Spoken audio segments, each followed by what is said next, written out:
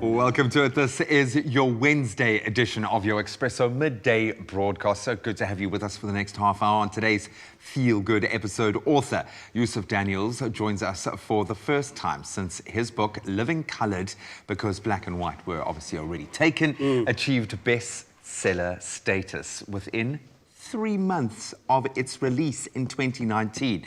Clearly, people grabbed hold of some lockdown reading, I think. He calls himself the accidental author, which makes me laugh, but the collection of short stories from the Mitchell's plain-born writer resonated strongly with those who understand the true joys and hardships of growing up and living on the Cape Flats in the apartheid era. And the book has been adapted into a stage play as well, with the upcoming production running at the Baxter Concert Hall in Cape Town from the 8th of December, obviously this year till the 9th of January next year. Please give him a warm welcome. Yusuf, welcome to the show, buddy. That was great. Thanks for having me.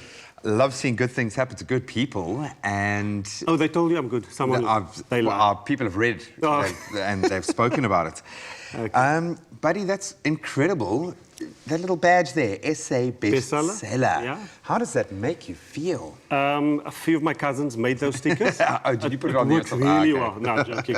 No, listen, it was amazing to see it on my book. I must be honest with you, I'm not a gloater, so they say. But when I saw that, there was a proud moment there, definitely. It doesn't happen often, I believe, because we have a very bad reading culture in this country. Yeah, very much so. So people don't really go out and buy books, so thank you for the people who bought the books. Fabulous. And hopefully we'll inspire more people to go out there and read it. I'm certainly putting both of these on my reading list. So as I understand it, you were at the acupuncturist and you decided to write about your life, and then that turned into a Facebook post, and then that turned into a book. How? Yeah, you know, people heard the story so many times, but it happened. So I had a groin injury I play squash, so... Okay. And I was just so bored laying on that bed there in the acupuncture room. I was alone. And there was a stack of toilet paper there against the wall. And I thought to myself, I am so not looking at one-ply toilet paper for 45 minutes. And I actually took my phone and I started just writing about what was happening in the room at the time. And 10 days later, I had 7 stories. I just posted stuff on Facebook, people liked it, laughed, and I thought, oh, okay, this is fun. Let me try another one. And 10 days later, yeah, 7 stories about my life. And well, some of the stories are actually in this first book, Living Coloured. Then it suddenly becomes this phenom. People start picking it up, loving it, reading it, and obviously telling more people about it. What do you think it is about those 7 stories that resonate with people? Why do you think this has been so successful? Graham, there's a lot of crazy in those 7 stories. There's just it's a lot of crazy in those stories. But it's you know what I get every day? I get people telling me, you know, Yusuf, you know why we love this book? It's so relatable. Whether you black, white, coloured or Indian, doesn't matter. We all sometime in our lives went through these stories. That's that's written in this book. And it's, you know what I say? It's an easy read. I know we have a bad reading culture. I see schools on a regular basis, so I speak to these kids. They don't like to read. Yeah. Adults don't like to read. So what I do is also, I kept it as simple as possible. Make it easy for people to read. Start there. We'll get people back to reading. Don't give them a 450-pager.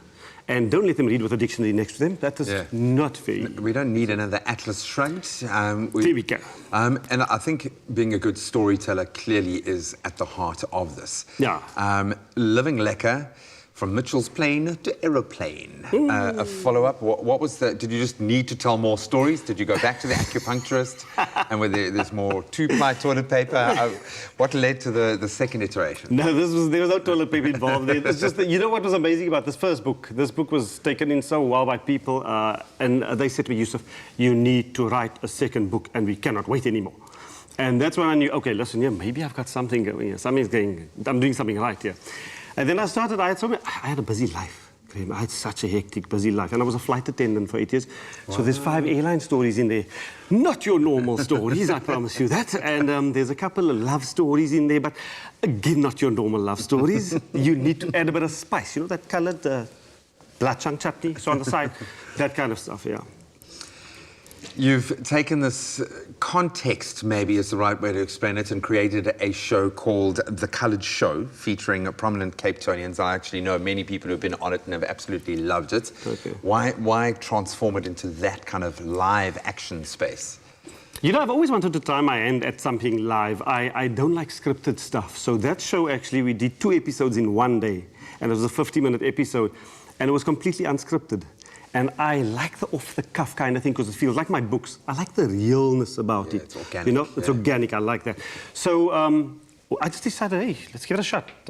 Talking about it, director said to me, let's do it. I said, let's go. And we did the 2 shows. I had a couple of great people on there, and it was so much fun. But I tried to put new artists. The idea behind that show is to put new artists out there. They don't get enough coverage, let's be honest now. And COVID is also happening, and people are down. So I try to add new people on there all the time, new guests. And that's one way of marketing someone else. Listen, it's not about yourself anymore, you know, when you start something there. Your platform needs to be shared, I believe. Well, then everyone's moving in the same direction, and we're all helping each other. And I think that's been one common thread through every interview that I've done on our midday show for this entire year, because there's been the flavor. You talk about that bloodshung, talk about the 2020 spice. Yeah. And everyone has reached a point where they've realized that the only way that we're going to really get through this is by helping each other and creating this strategic network. How much of a healing process is this? And it's not to say that you've lived the most traumatic life, but we've been through some tough times, and I suppose that's been amplified over the last year. Yeah. Being able to write like this, being able to pen your story and go back to those moments and really think about it. How much has that helped you as a person? You know, the stories in these books, they basically remind us.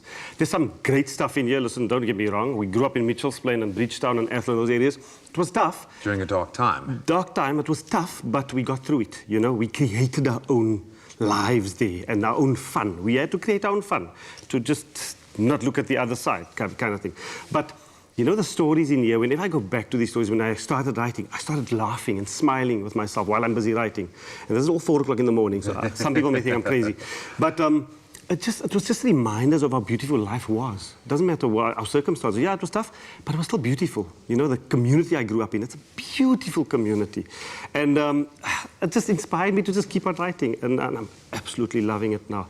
Someone who never wrote before in his life now, I'm busy with book 3 as well. Now you've got toilet paper in every room in your house, and so you can sit and inspire yourself. Yeah. So you chose to work with an incredible group of people. Lokman Adams, one of the best. Daniel and Pilo Richards taking a centre stage there. You're taking it to the Baxter. What's that process been like?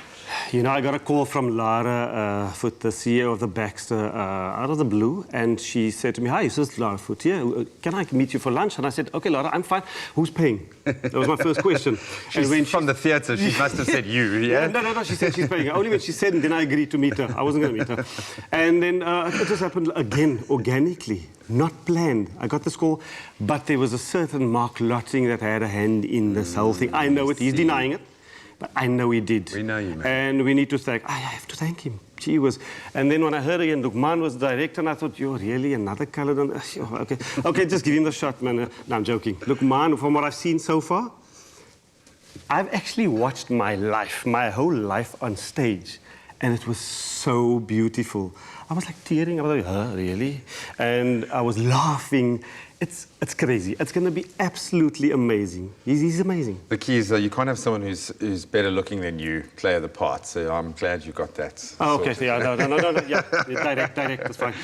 Cannot wait to find out more about that adaptation. I think you're going to cook for us today, which is great. So something like that, yeah. Take a deep breath and prepare yourself to enter into the kitchen. But Lukman's going to be joining us as well. We're going to talk more about what sounds like an incredible life journey and what will promise to be an amazing adaptation of Living Colours. You don't want to stray too far.